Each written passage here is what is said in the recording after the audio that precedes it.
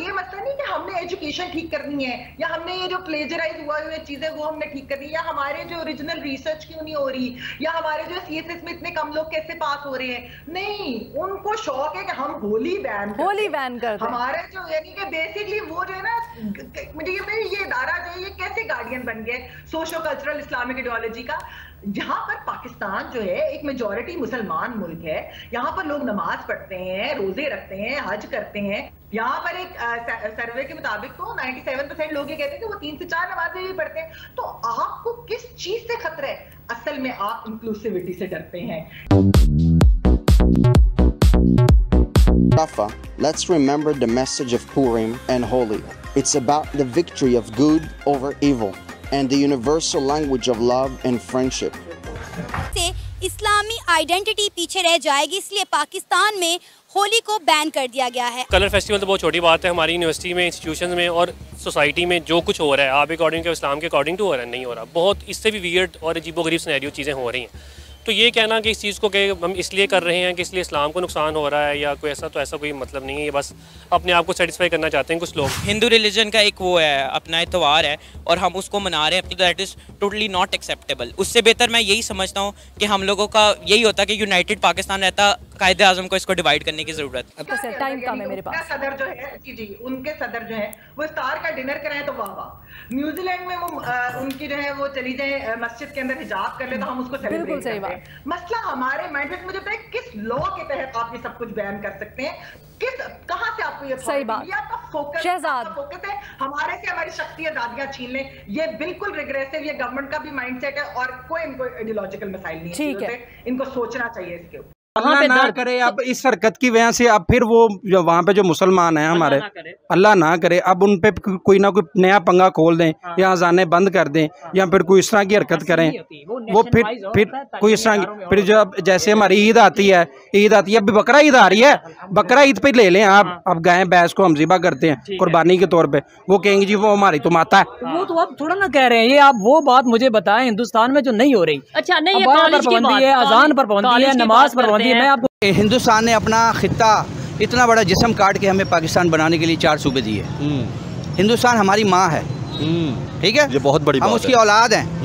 दोस्तों आप सबको होली का ढेर सारा शुभकामनाएं। लेकिन होली हमारा कल को है, लेकिन पाकिस्तान में पिछले साल की तरह इसी साल भी एक तरीके से आप कह सकते हो जो हिंदू कम्युनिटी है बहुत ही, हालांकि उनका नंबर कम ही बचा है और एक तरीके से सिंध में ही है और केपी के एरिया में कुछ गिने चुने होंगे और बलूचिस्तान में, हालांकि उनके ऊपर भी एक तरीके से कह सकते हो इसी साल जो पिछले साल भी बैन लगा था वो सिलसिला सेम ही रहा और उनके खुले तौर पर होली मनाने नहीं दिया गया है।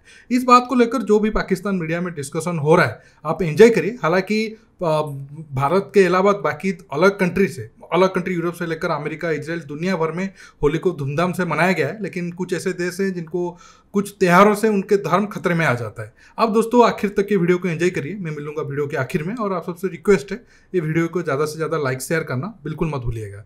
देखें अब ईद उल अज़हा आ रही है, त्यौहार नज़दीक है, तो हमारे गाय की कुर्बानी पे पाबंदी नहीं है, वहाँ पे गाय की कुर्बानी पे पाबंदी है, तो ये हमारे लिए अलमिया नहीं है।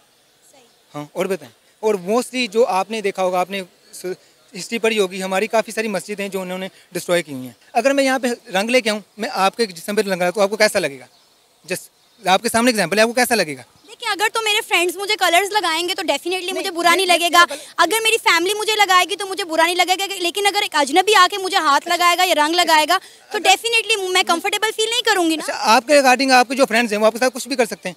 मैंने ये नहीं कहा, कैसी बातें कर रहे हैं, मैंने ये नहीं कहा कि मेरे फ्रेंड्स मेरे साथ कुछ भी कर सकते हैं। मैंने कहा रंग लगाना, देखिए रंग लगाने की बात हो रही है ना, आप कहाँ पे कहाँ ले गए? आप रंग लगाने की बात करें तो डेफिनेटली जब आप रंग लगाएंगे तो आपका कोई ना कोई ऐसे जिसम के हिस्से को टच चुका जो कि हमारे इस्लाम में ममनून है। एक बहुत अच्छा एक नाम है, अगर आप देखा जाए तो हम एक इस्लामिक कंट्री में रहते हैं, तो according to the Islamic nations या सिविलाइजेशंस हमें वो सारी टर्म्स एंड कंडीशंस अडॉप्ट करनी चाहिए जो कि हमारे दीन में, हमारे इस्लाम में, कुरान में मेंशन है।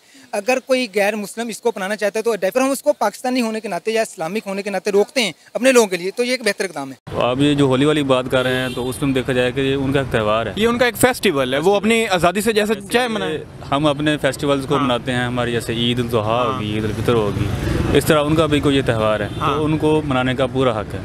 बहुत सारी कंट्रीज़ के अंदर मुस्लिम जो है उनको वैसे ही टेररिस्ट की नज़र से देखा जाता है और उनको एक्सट्रीमिस्ट की नज़र से देखा जाता है। उसकी रीज़न क्या है? उनकी यही रीज़न है कि एक्सट्रीम रिएक्शन जो हम लोग हर बात का दे रहे होते हैं। आप इसको कंडेम करते हैं? जी जी, मैं स्ट्रांगली कंडेम करता हूँ, क्योंकि अगर किसी मुसलमान के साथ किसी और कम्युनिटी में इस तरह हो जाए तो हम कितना वो सख्त रिएक्शन शो करते हैं। उसकी रीज़न यही निहायत अफसोस वाली बात है, क्योंकि अगर ये इस्लामिक के नाम पे इन्होंने किया होगा एक्सट्रीमिस्ट टाइप के, तो इस बारे में फिर मैं तो यही कहूँगा कि नॉर्मली हम इंडिया को कंटेम्प्ट कर रहे होते हैं कि यार वहाँ पे मुसलमानों के ऊपर जी जुल्म हो रहा है, तशद्दुद हो रहा है। हम लोग यहाँ पे खुद भी तो कर रहे हैं ना। मुझे याद है कि तकरीबन मेरे ख्याल साल 1.5 साल पहले का वाक़या हुआ था कोयटा के करीब।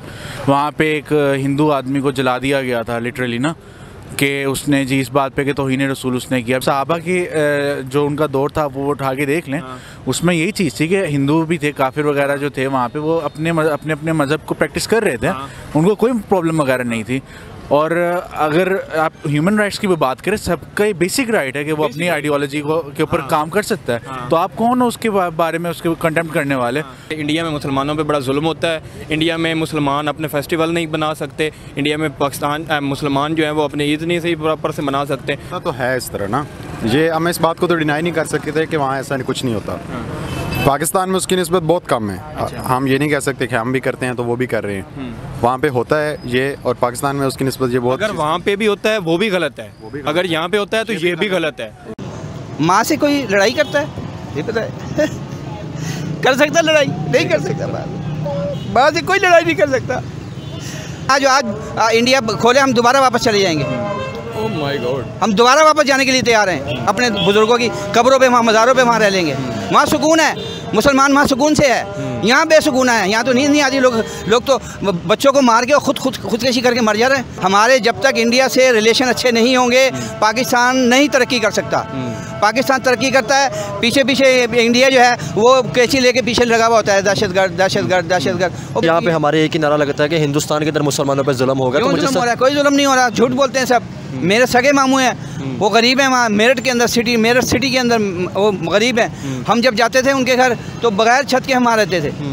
अब मुझे पता चला कि वहाँ यूपी गवर्नमेंट ने, वो क्या नाम है सीएम का यार, वो जो पंडित है, योगी साहब। यार योगी जी, मैं आपके हाथ जोड़ के आपसे आपका शुक्रिया अदा करता हूँ। आपने गवर्नमेंट ऑफ यूपी ने उनको मकान बना के दिया है, शानदार। यहाँ पे गरीबों का क्या हाल है? अब यहाँ पे गरीबों का, यहाँ गरीब तो खुदकशी कर रहा है, खुद आयशी कर रहे हैं ये सारे। कुछ नहीं, वो यार अकलियत तो बात तो दूसरी है। यहाँ मुसलमान रो रहा है, मैं रो रहा हूँ आपके सामने। देखिए, पाकिस्तान तो बना है इस्लाम के नाम पर, और अब प्रेजेंट टाइम में लगभग 98% मुस्लिम ही है।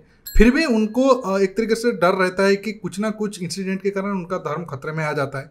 कभी दुश्मन जो उनके माइनॉरिटी रहते हैं वो बन जाते हैं, कभी कोई और कंट्री में कुछ हो जाए तो उनके इस्लाम खतरे में आ जाता है।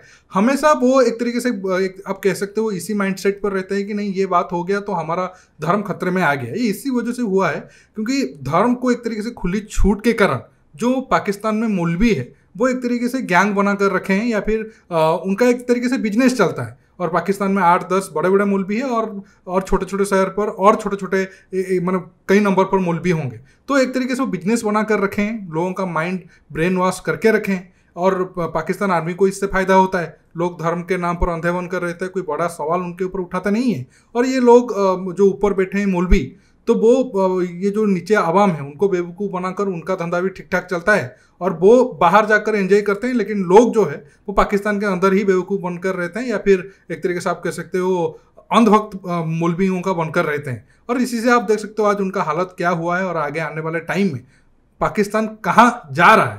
ठीक है, जो हिंदू कम्युनिटी है पाकिस्तान में, सिंध में, हालांकि पंजाब में तो एक तरीके से हिंदुओं का नामो निशान ख़त्म हो चुका है। जब देश डिवाइड हुआ था 30-40% आबादी था हिंदुओं का, लेकिन आज तो बिल्कुल ना के बराबर। सिंध में जो नंबर था, जानबूझकर उनको भी फोर्स कन्वर्जन के थ्रू आप डेली मैसेज देखे होंगे।